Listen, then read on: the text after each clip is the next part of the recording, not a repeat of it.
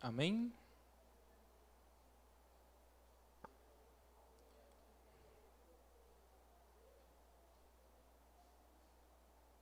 Então vamos lá.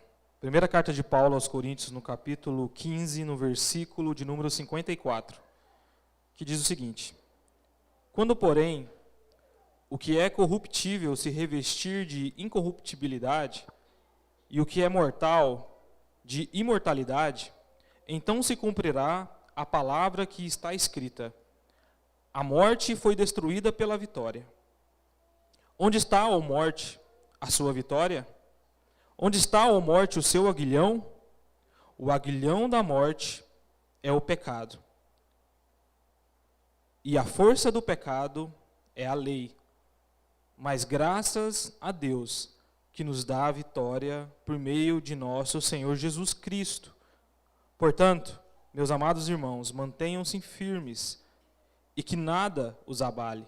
Sejam sempre dedicados à obra do Senhor, pois vocês sabem que no Senhor o trabalho de vocês não será inútil. Vamos orar. Deus Pai, te damos graças, Deus, nessa noite. Fala aos nossos corações através da Tua palavra. Fala às nossas vidas, Senhor. Que nesse momento, Deus, nós possamos de fato aprender, crescer na Tua presença, Deus. Esse é o nosso querer e essa é a nossa vontade, Deus. Nós oramos, nós pedimos assim, Pai, em nome do Senhor Jesus. Amém. O título do sermão é A Vitória sobre a Morte. Mas antes de falar sobre a morte, eu sempre observei, e também foi cantado pelo grupo Resgate, né, grupo cristão, que a vida também prega para a gente. Às vezes Deus usa as circunstâncias da vida para nos ensinar. Principalmente quando nós somos coração duro, coração que não é um coração quebrantado ao Senhor, à sua vontade. Então, na nossa rebeldia, Deus vai usando, e porque Ele nos conhece, Ele vai usando a vida, aquilo que vai acontecer conosco para chegar em determinado momento, nós entendermos Deus, ou a sua vontade, ou o que Ele quer para nós. Então, a vida é um pregador. A vida, principalmente para os rebeldes, é um grande pregador. Nós não sabemos quando alguns irão se converter, mas nós sabemos que se Deus tem propósito, em algum momento da vida, Deus vai usar as circunstâncias daquela pessoa, no seu contexto, enfim, a vida irá pregar para cada um. Só que existe um segundo pregador, esse não é muito agradável, é a morte. A morte, toda vez que alguém morre, nós refletimos acerca da vida. Nós refletimos acerca dos nossos caminhos, das nossas escolhas, do que, de fato, estamos fazendo das nossas vidas. Inclusive, o Salomão falou que é melhor estar na casa do luto. Por este motivo, porque a morte vem trazendo para a nossa mente, para cada um de nós, que a vida tem um fim. Existe um ponto final. E depois do ponto final é o juízo. Para alguns, a morte simplesmente é um passo para que sua alma esteja com Deus. O corpo vai ficar aqui, sendo deteriorado. Mas para alguns não. E aí, é como a gente gosta de falar, é aí que o bicho pega. Mas a morte é um pregador. E queira você ou não, você vai escutar a morte. O mundo escuta a morte. A morte prega.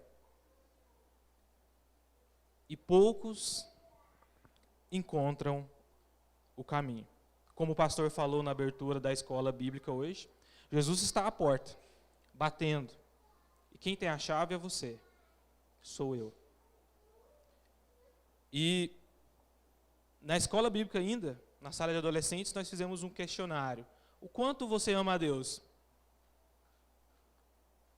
Eu somei 1 mais 2 e tal, qual que é o meu nível de 0 a 10, eu fui ousado, eu falei que era 6. Fui ousado, mas tinha gente mais que eu. E, infelizmente, tinha gente que foi muito sincero, e era bem menos. E, de fato, a gente precisa fazer essas análises nas nossas vidas. Mas, então, para a questão da morte, a gente acredita e sabe que existe uma solução. É Jesus Cristo. Jesus Cristo, quando morre, ele ressuscita. E quando ele ressuscita, ele vence a morte. Inclusive, a Bíblia fala que a morte não tem poder sobre Cristo. Porque ele ressuscita de tal forma que a morte não consegue mais ter poder sobre ele. Porque ele não tinha pecado para reter Cristo ali. E o Apocalipse, capítulo 1, versículo 18, Jesus fala que sou aquele que vive, estive morto, mas agora estou vivo, para todo o sempre. E o que ele tem nas mãos? A chave da morte e do Hades. E Jesus, irmãos, ao fazer isso, ele nos lança uma promessa. Para mim e para você, que crê em Cristo como seu Salvador. E ele diz em João, o Evangelho de João, no capítulo 14, no versículo 19, lá no finalzinho do 14, 19, ele vai falar assim: porque eu, Jesus Cristo, vivo, vocês também viverão. Então essa é a nossa esperança, que através de Jesus Cristo nós também venhamos um dia ter a vitória sobre a morte. Ter esse triunfo sobre a morte, que é um fato que vai acontecer para muitos. Para alguns talvez não. Talvez Cristo volte e ele ainda esteja vivo. Mas nós não sabemos quando Jesus vai vir. E diante disso, então, eu quero entrar no texto. Paulo, aqui no capítulo 15, no versículo 54, que é o primeiro ponto, a grande transformação, ele fala: quando, porém, o que é corruptível se revestir de incorruptibilidade, e o que é mortal de imortalidade. Olha a transformação. Aquilo que é corrupto não vai ser mais corrupto. Esse ser que você é hoje, um ser mortal, vai ser transformado, você vai ser imortal. E esse é uma coisa incrível, porque o fato de nós sermos transformados, porque nós já somos transformados através do Espírito Santo, nosso ser, quem somos, existe o outro fato de que nosso corpo e quem nós seremos um dia também será transformado. Porque hoje nós somos, Paulo fala, corruptível. Nosso estado terreno, ele é frágil. Por exemplo, acontece qualquer coisinha, a garganta da carta zica. Faz um ventinho, zica. Por quê? Porque é um corpo frágil, corruptível. E nessa vida, nesse corpo corruptível, a gente sofre. A gente passa por várias e várias situações. E é um corpo que ainda, por mais que a gente queira fazer o bem, a gente não consegue fazer totalmente o que nós queremos. Então, como eu falei, nós estamos sujeitos a doenças. O Iago está com problema no joelho. Fez a consulta. Está com lesão. Eu não sei se é lesão, mas é como se fosse uma lesão. Então a gente machuca, gente. Você é fraco, eu sou fraco, esse corpo é fraco, mas um dia nós seremos transformados. Inclusive, esse corpo nosso hoje está sujeito até morrer. Morrer. Nós, a cada dia que passa, estamos morrendo. Eu nem preciso olhar para os cabelos brancos que eu tenho, porque a carta já faz isso. Todo dia apareceu mais um. E o que isso significa? Isso significa que a cada dia o Fábio está ficando mais velho. Está caminhando para o fim da sua vida. Infelizmente, ficando mais feio. Ficando enrugado. Ficando com, talvez, um pouco menos de saúde. Por mais que a gente cuide de nossas vidas e tal, nós estamos caminhando. E glória a Deus por isso. Mas enfim, nossos cabelos vão ficando brancos. E é evidente quando as rugas começam a aparecer. Esse corpo corrupto, normal, é isso. E eu acho que o pior de tudo é que nós, com o tempo, a nossa situação é que nós ficamos incapazes de realizar algumas coisas. E aí que vem a velhice, né? Você está num ritmo assim e tal, na sua vida toda, você fica velho e aí você não consegue fazer aquilo que você era acostumado a fazer. É desse jeito. Isso somos nós. Nossa vida está chegando ao fim. Nós vamos morrer. A morte vai pegar a todos. Mas o apóstolo Paulo, sabe o que ele fala para a gente aqui? Está tudo bem. Você não precisa se preocupar, você não precisa desesperar porque você vai morrer. Está tudo bem, porque haverá, irmãos, um dia uma transformação na sua vida. Porque Cristo venceu a morte. Porque Cristo venceu, por isso que nós temos acesso à vida e à ressurreição. Inclusive um novo corpo incorruptível. Inclusive uma nova vida, que essa vida é imortal. Sem padecer doenças, sem padecer dores. Deve ser muito bom você não ficar doente. Deve ser muito bom você não cansar. Mas a verdade é que nós precisamos olhar para nós hoje. Talvez nós não tenhamos essa maturidade, essa força, essa convicção em Cristo, mas e olhar para a morte e dizer, está tudo bem. Jesus Cristo já resolveu para mim. E nós cantamos, eu gosto muito desse hino da harpa, porque ele vive e eu posso crer no amanhã.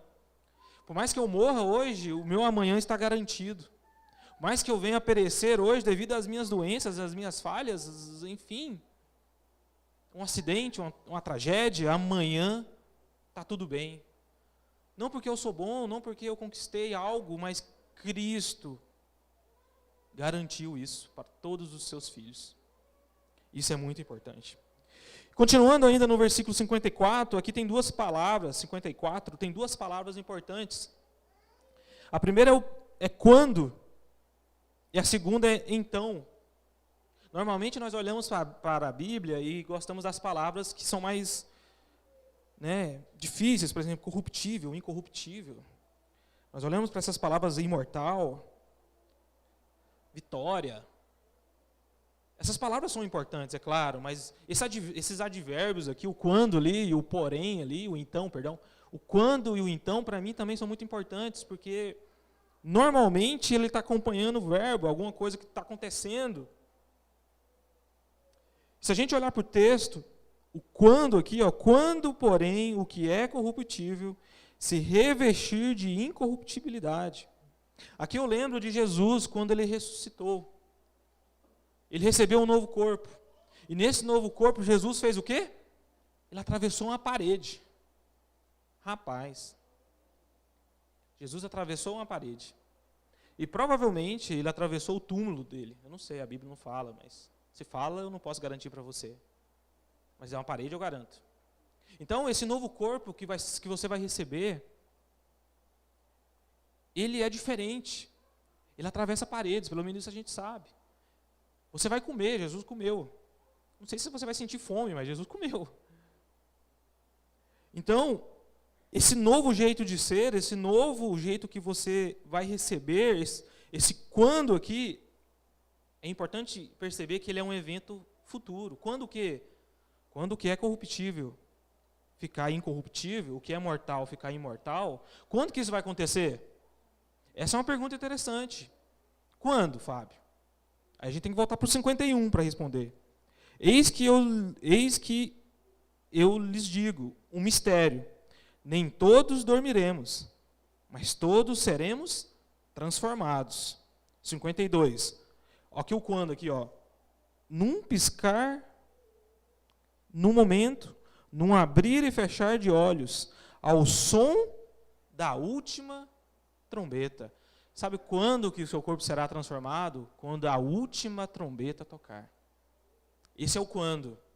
Quando a última trombeta tocar, significa que Jesus fez o que tinha que fazer, julgou o que deveria julgar. Então, os nossos corpos serão transformados. Então, eu não sei onde seu corpo vai estar. E não importa, porque seu corpo lá no caixão, ele vai se deteriorar. O mar vai, não sei o que ele vai fazer, mas ele vai dar o seu corpo. E aquele corpo que Jesus te deu, que é como o dele, não importa o que está na frente dele, ele vai atravessar. E vai aos ares subir com Cristo. Essa é a sua promessa, essa é a minha promessa. É isso que me faz dizer assim, Fábio, está tudo bem. Está tudo bem. É difícil, eu sei, irmãos, mas houve uma vez na minha vida que eu fiquei doente, que eu falei, Deus, me leva. A carta ri de mim toda vez, mas é coisa à toa, eu já estava pronto para morrer. Mas eu falei, esse sofrimento aqui, Deus, não, me leva. Vai, eu estou pronto. Falei, desse jeito. Eu não sei se eu estava pronto, né? A gente nunca sabe, mas que eu cria que Jesus Cristo era meu Salvador, eu cria. Mas existem momentos, irmãos, que talvez no meu e no seu coração nós precisamos dizer para Deus, Pai, eu confio no Senhor. Ou como Paulo falou em Timóteo, olha, o melhor é estar com Cristo, mas eu vou ficar. Porque Deus quer que eu fique. Mas o melhor é estar com Cristo.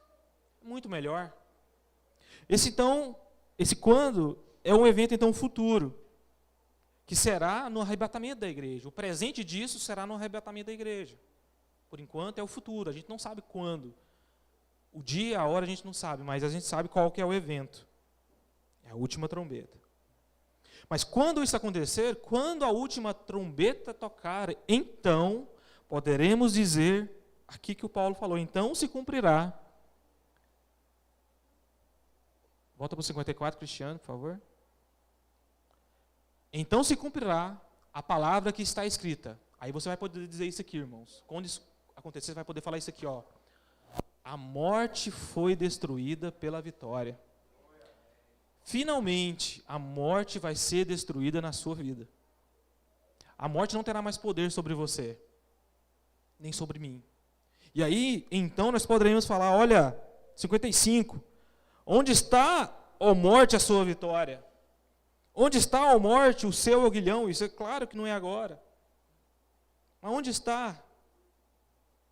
Talvez você fale, Fábio, mas viver aqui, a morte, quando o parente morre, ainda dói, ainda machuca. Sim. Nós não ficamos pensando nisso, mas quando nós perdemos entes queridos, nós sofreremos. Sim, nós sofreremos. Porque a morte ainda tem poder. Mas um dia ela não vai ter mais. Um dia ela não vai ter mais. Porque com Cristo, um dia, a morte não vai poder reter você na ressurreição. Então isso tem um limite. E o segundo ponto que Paulo vem falar, que é o 55 e o 56, que é a grande vitória. Aí sim, o então na sua vida vai se cumprir, você vai falar, olha, onde está, ó morte, a sua vitória? Onde está, ó morte, o seu aguilhão? O aguilhão da morte é o pecado, né? E a força do pecado é a lei. Isso é muito interessante, porque Paulo aqui se joga como se fosse agora, e fala assim, morte, deixa eu te falar uma coisa para você, cadê o seu poder? Cadê a sua vitória? Cadê o seu aguilhão? O aguilhão é aquele negócio que você cutuca o gado, acho que normalmente a gente chama aqui no Goiás de ferrão, né? Cadê o seu poder, morte, de me ferir? De me matar? Aí nesse dia você vai poder falar. Mas aí Paulo segue que o aguilhão da morte é o pecado. E aqui nós temos 3 inimigos. Paulo lista para nós aqui 3 inimigos, que é o pecado, a lei e a morte. Temos 3 inimigos aqui. 3 inimigos. E esses 3 inimigos, cada um deles quer matar você. O pecado quer te matar. A lei também. E a morte também quer te matar. Mas vamos ver cada um aqui. Primeiro, a lei. A lei diz, a lei é o seguinte: se você não cumprir toda a lei, você morre. Se você quer, se falhar em qualquer ponto da lei, a lei perfeita de Deus, a expressão da vontade de Deus para nós, a lei, se você quebra algum ponto da lei, você já não serve mais. Você morre. Porque você não mais poderá ser justo diante de Deus pelos seus pecados. Então, a lei te mata quando você quebra qualquer uma dessas. O segundo, o pecado te mata toda vez que você peca. Inclusive, o apóstolo Paulo fala que o salário do pecado é a morte. Então, o pecado te mata toda vez que você peca. Toda vez que você peca, você inflige uma ofensa ao Deus Santo. E o pecado vai lá e te mata. Te joga para baixo. Te deixa triste, mas ele te mata. E por último, a morte simplesmente te mata. O dia que chegar o dia de você morrer. Te mata. Você não precisa fazer nada, mata. Só que temos algumas diferenças aqui. A lei, para nós, já foi resolvida. Por que, Fábio, que a lei já foi resolvida? Porque Cristo, quando entrou na minha e na sua vida, você disse, olha, eu, Fábio, eu, Emerson, eu, Vinícius, já estou crucificado. Eu já não vivo mais eu. Porque eu já morri na cruz quando Cristo entrou na minha vida. Então, eu já morri. Então, por isso que a morte, por isso que a lei para você tanto faz. Você já morreu. Em Cristo Jesus, você já morreu. Quando Cristo morre na cruz, ele paga, cumpre toda a lei. Por você, porque você e eu não conseguiríamos. Então, quando Cristo entra nas nossas vidas, nós, em fé, falamos e de fato fazemos, já estou crucificado. Vivemos uma vida crucificada. Como o Tozer, né, pastor João fala, escreve e estudamos. Já estou crucificado. Estou morto. A lei para mim não é problema. O pecado. Cristo, na cruz do Calvário, pagou todo o preço do pecado sobre ele. Inclusive, a Bíblia fala que na cruz, Jesus estava reconciliando com ele o mundo. E não levou em consideração os pecados outrora cometidos. Então, o pecado já está resolvido, irmãos. Hoje, agora. Mas a morte ainda não. Por isso que eu falei que isso é um futuro. É garantido que um dia, quando a trombeta tocar, você terá a vitória, Fábio? É, claro que é. Cristo garante isso. Mas hoje, infelizmente, a morte ainda tem poder sobre nós. E age e faz o que ela tem que fazer. Mas isso é um fato. O pecado não domina sobre nós. Inclusive, Paulo fala isso em Romanos 6,14, né? Pois o pecado não os dominará, porque vocês não estão debaixo da lei, mas debaixo da graça. E a graça veio a nós através de Jesus Cristo.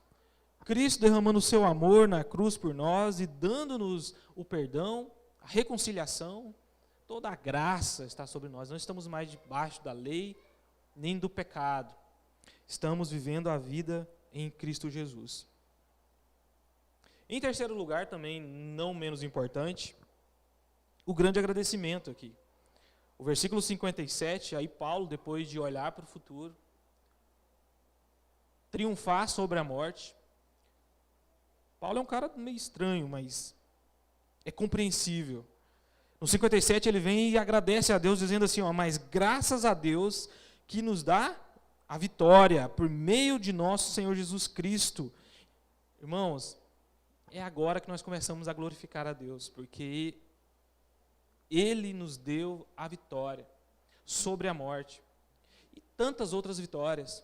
Graças a Deus que fez uma obra como essa. Então Paulo vem aqui, mas graças a Deus, graças a Deus, graças a Deus. Por isso que nós não cansamos de dar graças a Deus. Nós damos graças a Deus às vezes nas nossas casas, culto doméstico. Nós damos graças a Deus aqui na quarta-feira, quando, por alguma coisa ou outra, Deus se mostra, que Ele sempre tem se mostrado nas nossas vidas, mas aí nós conseguimos, pelos nossos olhos frágeis e que vê pouco, perceber a mão de Deus agindo nas pequenas coisas e também nas grandes, como nos livrar da morte. Então nós sempre seremos gratos a Deus, porque nosso Deus nos dá a vitória. Aqui, você que gosta de só vitória, você pode gostar aqui, você pode gostar mesmo. É Jesus Cristo que nos dá a vitória, e essa vitória é garantida. Eu não me canso de falar que em Cristo eu tenho toda a vitória. Toda. Não é igual o Corinthians, que quarta-feira perdeu para o Flamengo. Não é. Em Jesus Cristo você não tem derrota. Em Jesus Cristo você não tem decepção. Em Jesus Cristo, às vezes, você se decepciona porque você colocou a sua expectativa nas coisas erradas. Não nele, não confiando no que ele pode fazer. Não no que ele te deu para cumprir na sua vida, no seu propósito. Aí você se frustra, se decepciona, porque Deus não fez a sua vontade humana. E Deus não dá o que a gente quer, a gente sabe, Deus dá o que a gente precisa, de fato e de verdade. E para finalizar, eu gosto aqui como ele finaliza, que é o versículo 58, que é o grande portanto aqui, né? Portanto, depois de tudo isso que eu falei, que um dia nós triunfaremos sobre a morte, que um dia nós poderemos falar para a morte: onde está o seu poder, ó morte? Onde está o seu poder de ferir, como você ainda pode hoje? E de agradecer e crer que Cristo nos dá a vitória. Então ele fala assim: olha, irmãos, portanto, olha só a parte prática do negócio. Meus amados irmãos, o que você tem que fazer? Manter-se firme, mantenham-se firmes. É a primeira coisa que você tem que fazer, meus irmãos. Eu tenho que fazer isso. Diante de tudo, mantenham-se firmes. Firme no quê? Em tudo que Deus tem colocado nas suas vidas. A igreja, o seu chamado, seja ele qual for, não há maior e menor no reino de Deus. Há sim coração disposto, há sim obra a ser realizada, há sim pessoas a ouvirem o evangelho. Há muito o que fazer, poucos estão na seara. Há muito o que fazer. Então, Paulo fala assim: irmãos, portanto, olha, mantenham-se firmes. Firmes na igreja. Firmes em permanecer na santidade. Firmes em estar no culto, que é uma coisa tão básica. Firmes em ouvir a palavra. Firmes em louvar ao Senhor. Firmes na sua casa, com a sua família, sendo fiel a Deus, a todos. Isso é ser firme. E aí ele fala: e que nada o quê? Os abale. Por quê? Porque Jesus Cristo dá a vitória para você e para mim. Nada pode te abalar. Isso não é um equilíbrio. Depois que você vê a palavra de Deus, entende a palavra de Deus, vem o equilíbrio. Nada pode me abalar. Porque eu sei o que está destinado para mim no futuro. Por que eu vou me abalar? Por que eu vou ficar ansioso? Por que eu vou me desesperar? Por quê? O equilíbrio irmãos, isso também é demonstração de fé. É quando, diante dos problemas e das circunstâncias difíceis, você lembra que você tem um Deus. Você sabe que você tem um Deus. Você crê que está ruim, mas Deus está com você. E toda vez que eu e você falhamos em crer em Deus o suficiente, nós estamos pecando contra Deus, porque nós não cremos que Ele pode nos socorrer. Toda vez que nós nos desesperamos, estamos pecando porque não estamos entendendo quem que é o dono de tudo, quem criou tudo, quem mantém tudo. Então por que eu tenho que me abalar? Não há porquê. E aí ele continua: sejam sempre o quê? Dedicados à obra do Senhor. Dedicação. Sejam dedicados. Tudo que você for fazer, faz bem feito. Tudo que você for fazer, se mantenha firme. Não seja inconstante. É dedicação. E ele continua: pois vocês sabem que no Senhor o trabalho de vocês não será inútil.